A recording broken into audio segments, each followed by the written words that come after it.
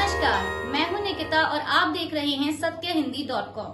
चलिए एक नजर डालते हैं अब तक की सुर्खियों पर। केंद्र सरकार द्वारा पीएम मोदी की आलोचना वाली बीबीसी की डॉक्यूमेंट्री शेयर करने वाले ट्वीट्स को ब्लॉक करने का आदेश दिया गया है।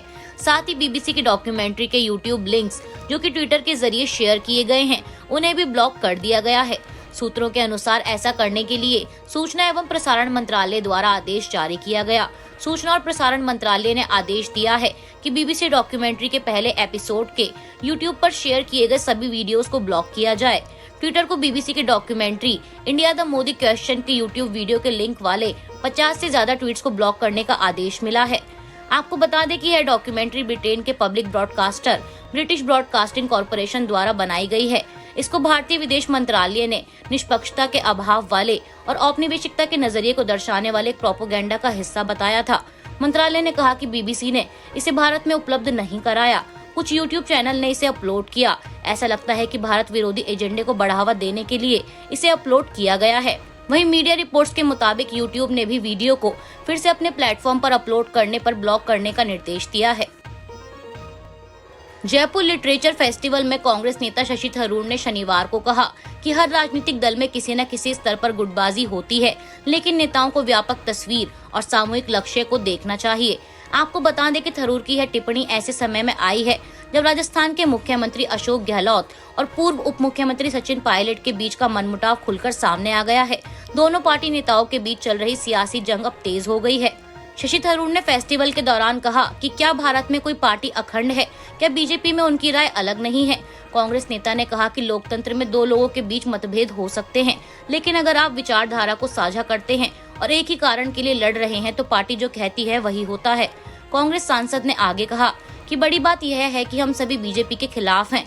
बड़े मुद्दों की तुलना में ये बहुत छोटी चीजें हैं। जब हम अपने साथियों के बारे में बोल रहे हैं तो जरा सोच समझकर बोलना चाहिए। गर्व की बात है कि मुझे राजनीति में 14 साल हो गए हैं।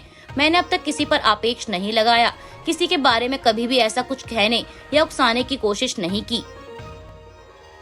राजस्थान कांग्रेस में मुख्यमंत्री अशोक गहलोत और उप मुख्यमंत्री सचिन पायलट के बीच चल रहा मनमुटाव अब खुलकर सामने आ गया है, जिसे लेकर प्रदेश प्रभारी सुखजिंदर सिंह रंधावा ने अपनी ही पार्टी के नेताओं गहलोत और पायलट को नसीहत दे डाली है।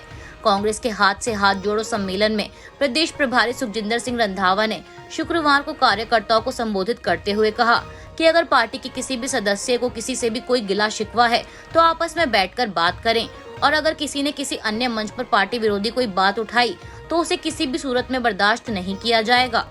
प्रदेश प्रभारी सुखजिंदर रंधावा ने आगे कहा कि मैं ना तो अनुशासनहीनता बर्दाश्त करता हूं और ना ही खुद अनुशासनहीनता करता हूं। रूस की राजधानी मॉस्को से 240 पैसेंजर्स को लेकर गोवा जा रही चार्टर्ड फ्लाइट को आज सुबह बम की धमकी मिलने के बाद उज्बेकिस्तान की ओर डाइवर्ट कर दिया गया है। यह जानकारी सीनियर पुलिस ऑफिसर द्वारा दी गई। सीनियर पुलिस ऑफिसर ने समाचार agency press trust of India को बताया कि विमान को गोवा के डाबोलिम हवाई अड्डे पर सुबह 4:15 बजे उतरना था, लेकिन अजूर एयर द्वारा संचालित उड़ान AZV2463 को भारतीय हवाई क्षेत्र में प्रवेश करने से पहले ही डाइवर्ट कर दिया गया था। अधिकारी ने कहा कि डाबोलिम हवाई अड्डे के निदेशक द्वारा 12:30 बजे करीब एक ईमेल प्राप्त करने के बाद इसे डाइवर्ट किया गया, जिसमें विमान में बम लगाए जाने का उल्लेख था। दिल्ली महिला आयोग की अध्यक्ष स्वाति मालीवाल ने भारतीय जनता पार्टी द्वारा लगाए गए आरोप पर पलटवार करते हुए कहा है कि इस तरह के आरोप उन्हें नहीं रोक पाएंगे। दरअसल भाजपा नेताओं ने मालीवाल पर आरोप लगाया था कि उन्होंने दिल्ली पुलिस की छवि खराब करने के लिए कार में घसीटे जाने का नाटक रचा था। अब भाजपा के इसी आरोप पर महिला आयोग की अध्यक्ष ने आज शनिवार को पलटवार करते हुए ट्वीट कर लिखा है कि जिन्हें लगता है मेरे बारे में झूठी गंदी बातें कर मुझे डरा देंगे, उनको बता दूं कि मैंने सर पे कफन बांध इस छोटी सी जिंदगी में बहुत बड़े काम किए हैं। मुझ पे कई अटैक हुए पर मैं नहीं रुकी। हर अत्याचार से मेरे अंदर की आग और बढ़ी है। मेरी आवाज कोई नहीं दबा सकता। जब तक जिंदा हूँ लड़ती रहूंगी। आपको बता दें, दिल्ली भाजपा के कार्यकारी अध्यक्ष वीरेंद्र सचदेवा ने शुक्रवार को मालीवाल के छेड़छाड़ के दावों पर सवाल उठाते हुए आरोप लगाया था कि जिस व्यक्ति पर स्वाति ने आरोप लगाया है वह आम आदमी पार्टी का सदस्य है और उनका नाटक एक साजिश का हिस्सा था जिसका पर्दाफाश हो चुका है।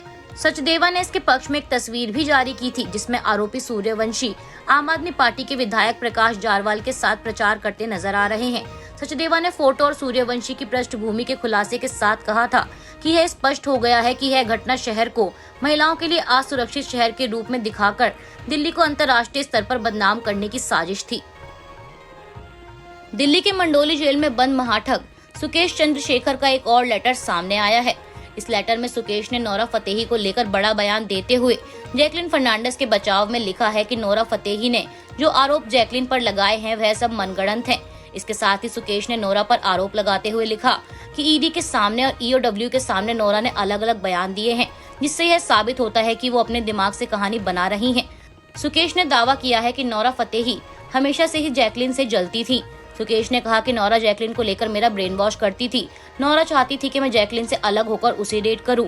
इसके साथ ही सुकेश ने यह भी दावा किया कि नोरा उसे दिन भर में कम से कम 10 बार कॉल करती थी और मेरे फोन ना उठाने तक वह लगातार फोन करती रहती थी। सुकेश ने पत्र में दावा किया है कि नोरा फतेही की कार्ड ना लेने की बात भी झूठ है। सुकेश ने कहा कि नोरा जब मुझसे मिली थी तब तक उसके पास महंगी कार्ड नहीं थी, लेकिन मैंने और उसने मिलकर एक लग्जरी कार्ड सेलेक्ट की जिसका स्क्रीनशॉट ईडी के पास है। सुकेश ने लेटर में लिखा है कि मैं उसे रेंज रोवर देना चाहता था पर वो स्टॉक में नहीं थी, इसलिए मैंने उसे BMW की S सीरीज कार गिफ्ट की जो नोरा ने लंबे वक्त तक अपने पास रखी। बागेश्वर धाम के पीठाधीश्वर धीरेन्द्र कृष्ण शास्त्री इन दिनों अंधविश्वास फैलाने के आरोपों के चलते काफी चर्चाओं में बने हुए हैं।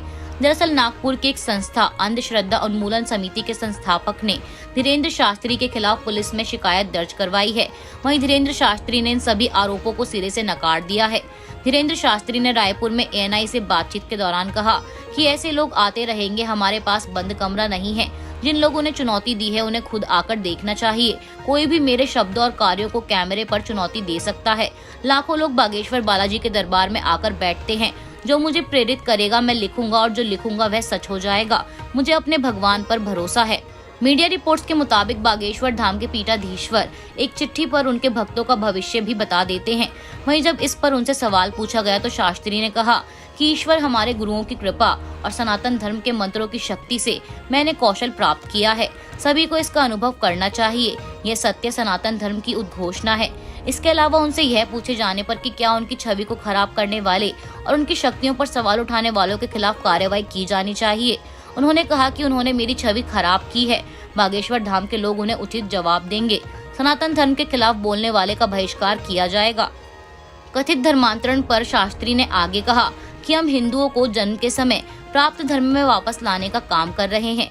कुछ लोग उपद्रव पैदा कर रहे हैं, उन्हें सबक सिखाना होगा। जब तक मैं जीवित हूँ मैं सभी सनातनी हिंदुओं को अपने धर्म की ओर वापस लेकर आऊंगा।